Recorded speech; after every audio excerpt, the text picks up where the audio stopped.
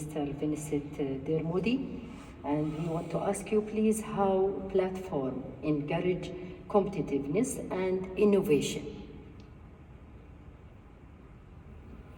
I think the very first, it's great to hear the speaker so far, because what we're hearing here is just the three layers of a city.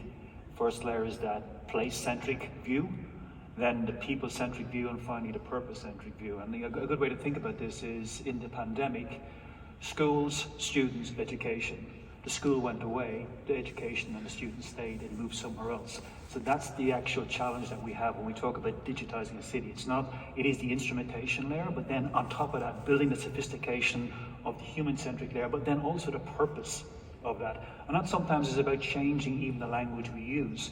When we talk about a train operator or a bus operator, do they move trains or do they move people? And once we start saying to move people, now the means by which to do so is a thing that is innovative. You can now innovate upon that. You're actually starting to liberate yourself to say, how we do it is open to change, as long as we're focused on our purpose. When we talk about sustainability, the one thing we really do have to accept is it is not a one and done. It's not a case that we can hit this with a hammer and it's going to be fixed. It is an ongoing, it's a continuous process of improvement and improvement and improvement. And the challenges we have today will change tomorrow. And as we fix today's problems, more problems will reveal themselves. So again, I go back to this point of evolution and evolving and agility. So when we talk about platforms, we truly have to say nothing can be fixed. It is a platform. It's always about platform for change. What does a platform give us? Well, fundamentally, it gives us structure. We heard speakers yesterday talk about architecture, standards, governance. Inherently, platforms give us that. So these are the ways in which we're going to integrate. These are the ways in which we actually are going to bring things together. These are the ways in which we're going to instrument. Once that's settled, that then enables, well, effectively, it reduces the barrier to entry. So it means your range of vendors that can now be applied to your platform are broader, because you have a standard way in which they can interact. You have a standard way. So a small vendor who may be very good at a very specialist thing can now play, because there's a platform there that is the fertile soil that system can actually exist on. So that removal of the barrier of entry is great, because it broadens the actual field of who you may use. And it also gives you competitive tension, which is always a healthy thing when you're actually buying, that you have more than one person to think from. You can go to the market and say, what is the best one for me? What is the best suited? I'm not locked into a singular vendor view. I have this variability that I can get to.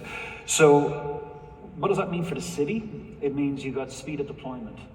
You can get things done faster. So you have this platform that is the enabler, so you can actually bring new things to the fore very, very quickly.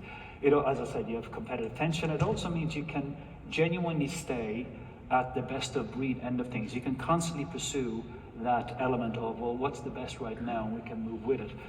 But this is where the quandary of innovation really has to be. You have to be careful with innovation. So I go back to, and this is 20 years ago, I was working at Intel with innovation, and the thinking there, and it still stands today, I believe, was we used to break things out into two dynamics. We used to say, what is the volatility of the problem, and what's the volatility of the solution? Now, when we say what's the volatility of the problem, so we have a requirement, is that likely to change tomorrow? Is that going to be the same in a year's time? So how volatile is it? Then the solution, well, the technology, if we put the technology in, is it changeable in the next 6 months, 6 years? Like what's the length? How forward do we see this technology? And when you actually map that out on the next Y process effectively, you say, okay, my point of innovation, where does it sit? Well, the volatility of the problem is quite low. The volatility of the solution is quite low. That's ideal for a platform, because a platform is something you're saying has a cadence of change 3 to 6 years. It has a lifespan of that. But when you put something on a phone, a mobile app on a phone, that is a cadence of 3 months, 6 months. That app is updating on that frequency.